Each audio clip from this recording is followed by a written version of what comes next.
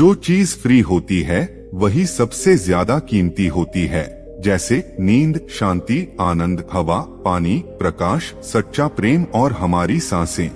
लेकिन विडंबना यह है कि हम इन्हीं चीजों की सबसे ज्यादा बेकदरी करते हैं। ये वो चीजें हैं जो करोड़ों रुपए खर्च करके भी हमें नहीं मिल सकती। सबसे बड़ा कारण है कि हम इन सब चीजों की कदर नहीं करते, वह है हमारी भागती दौड़ती जिंदगी और हमारा गलत विश्वास। असल में हम एक भागती दौड़ती दुनिया में जी रहे हैं और इसके कारण हमें ऐसा महसूस होता है जैसे हमारी कोई अपनी पर्सनल लाइफ है ही नहीं, जैसे इस दुनिया में हम एकदम अकेले हैं। आज की इस भागदौड़ भरी जिंदगी में हमें हर एक चीज चाहिए और तुरंत चाहिए। आज किसी के पास इतना समय नहीं है कि वह कुछ पल निकालकर अपनी जिंदगी के बारे में सोच सके, लेकिन इसका भी एक समाधान है जो कि आपको इस वीडियो में मिलेगा। इस वीडियो में आपको सुकून, हिम्मत और नॉलेज के बारे में सीखने को मिलेगा। तो आइए शुरू करते हैं एक कहानी के माध्यम से। एक बार एक दुखी और परेशान व्यक्ति एक बौद्ध भिक्षु के पास जाता है और उससे कहता है, मुनिवर, मैं बहुत दुखी हूँ, कृपया मुझे मेरे दुखों को दूर करने का कोई तरीका बताएं। बौद्ध भिक्षु ने व्यक्ति से पूछा, तुम्हें क्या लगता है, तुम्हारे दुखों और परेशानियों के लिए कौन जिम्मेदार है? व्यक्ति ने कहा, यह दुनिया, यह समाज, यह लोग, मेरा परिवार और मेरी परिस्थितियाँ। व्यक्ति का यह उत्तर सुनकर बौद्ध भिक्षु मुस्कुराए और बोले, जब तुम उदास होते हो या खुश होते हो तो तुम्हें क्या लगता है कि क्या यह दुनिया तुम्हारी उदासी और खुशी के लिए जिम्मेदार है? अगर तुम ऐसा सोचते हो तो यह बिल्कुल गलत सोच है। असल में यह तुम्हारे ऊपर निर्भर करता है कि तुम दुनिया को किस नजर से देखते हो। दुनिया ने हमें गरीबी, दुख या खुशियाँ नहीं दी हैं, बल्कि इस दुनिया से जो जानकारी हम लेते हैं उससे हमारी मानसिक अवस्था निर्धारित होती है कि हम कैसा महसूस करेंगे। असल में इंसानी दिमाग बना ही ऐसा है कि इसमें नकारात्मक विचार पहले आते हैं, यानी कि इंसान का स्वभाव भी ऐसा होता है कि वह सकारात्मक से पहले नकारात्मक बातें ज्यादा सोचता है। सच बात तो यह है कि हमें अपने जीवन में खुशी के पल ढूंढने पड़ते हैं। हमें खुद को ऐसा तैयार करना पड़ेगा कि हम हर पल, हर स्थिति में खुश रह सकें, क्योंकि खुशी किसी मौके की मोहताज नहीं है। यह तुम पर निर्भर करता है कि तुम खुश रहना चाहते हो या दुखी। गौतम बुद्ध की एक बहुत ही प्रसिद्ध कहावत है, आप जो देखते हैं वह दिखाता है कि आप कौन हैं, यानी कि हमारा नजरिया हमारे व्यक्तित्व और हमारी सोच पर निर्भर करता है।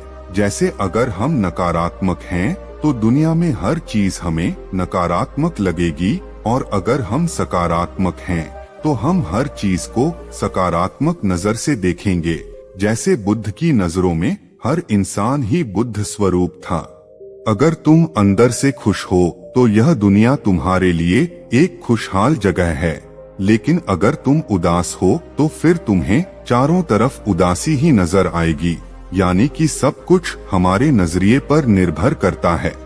लोग एक ही स्थिति पर अलग अलग तरह की प्रतिक्रिया देते हैं, और यह प्रतिक्रिया उन्हें शांति भी दे सकती है और सरदर्द भी। जैसे अगर कभी किसी का दिन खराब हो जाता है तो फिर वह हर चीज, हर घटना को इससे जोड़कर देखने लगता है, मगर यह सोच गलत है। लोगों को समझना चाहिए कि यह सब वह गुस्से में सोच रहे हैं, और गुस्सा एक थोड़े समय तक रहने वाली भावना है। इस बात पर ध्यान दो कि कब तुम्हारी पूरी भावनाएं तुम पर हावी होती हैं, ताकि तुम उन भावनाओं को खुद पर हावी होने से रोक सको, क्योंकि यह स्थायी गुस्से और चिंता की भावनाएं तुम्हारे जीवन के सबसे महत्वपूर्ण निर्णयों को गलत तरीके से प्रभावित कर सकती हैं। जैसा कि मैंने पहले कहा कि गुस्सा एक अस्थायी भावना है जो कुछ देर बाद खुद ही शांत हो जाएगा। तुम इसे एक बादल की तरह मानकर चलो जो अभी आसमान में है और कुछ देर में खुद ही गायब हो जाएगा। अगर नहीं होता तो शांति से इंतजार करो। इस समय तुम खुद को शांत करने के लिए कुछ अभ्यास भी कर सकते हो, जैसे अपनी सांसों पर ध्यान लगाओ या फिर खुद को एकदम शांत और ढीला छोड़ दो। उस व्यक्ति ने बौद्ध भिक्षु से अगला प्रश्न किया कि गुस्से, नफरत और जलन जैसी नकारात्मक भावनाओं से कैसे निपटा जाए, क्योंकि यह भावनाएं अक्सर हमें काफी थका देती हैं। अपने विचारों के प्रति जागरूक होना ही वह पहला तरीका है जिससे अपनी मानसिकता को बदल सकते हो। बौद्ध भिक्षु ने उस व्यक्ति से पूछा, जब तुम्हें बुरा महसूस होता है तो अक्सर तुम्हारी पहली प्रतिक्रिया क्या रहती है? व्यक्ति ने उत्तर दिया, मैं उस नकारात्मक भावना को वही दबाने का प्रयास करता हूँ, या फिर उसे स्वीकार ही नहीं करता, या फिर जल्दी से अपना मन कहीं और लगाने का प्रयास करता हूँ। व्यक्ति के इस उत्तर पर भिक्षु मुस्कुराए और बोले, लेकिन मैं तुम्हें बता दूं कि यह सारी कोशिशें बेकार हैं, क्योंकि अंत में यही नकारात्मक भावनाएं तुम पर हावी हो सकती हैं। व्यक्ति ने पूछा, तो फिर ऐसी स्थिति में मुझे क्या करना चाहिए? जब तुम बुरा महसूस करो तो उसे ऐसे देखो जैसे कि वह भावना तुम्हारा हिस्सा है ही नहीं। जैसे कोई पैदल चलता हुआ इंसान राह चलते हुए दूसरे इंसान को देखता है, मान लो कि वह तुम्हारा हिस्सा है ही नहीं, तो अब वह तुम्हें कैसे परेशान कर पाएगी? हालांकि इस तरह की जागरूकता के लिए तुम्हें काफी अभ्यास करना होगा, लेकिन एक बार तुमने यह करना सीख लिया तो यकीन मानो तुम काफी शांत और हल्का महसूस करोगे। नकारात्मक भावनाएं हमारे जीवन का स्थायी हिस्सा नहीं हैं और ना ही कभी बनेंगी और ना ही हमें परिभाषित करती हैं। इसलिए अपने अंदर उठने वाली हर एक नकारात्मक भावना पर पूरी जागरूकता के साथ ध्यान दो। नकारात्मक विचार आते हैं तो आने दो, उन्हें जबरदस्ती दबाने का प्रयास मत करो, वरना यह तुम्हारा पीछा कभी नहीं छोड़ेंगे। अपनी हर नकारात्मक भावना पर काबू पाना संभव ही नहीं है, क्योंकि तुम्हें गुस्सा भी आएगा, तुम ईर्ष्या भी करोगे और उदास भी होगे, लेकिन ये भावनाएं आकर चली जाती हैं। उसके बाद तुम फिर से खुश और शांत महसूस करोगे और तुम्हें इस पल का इंतजार करना है।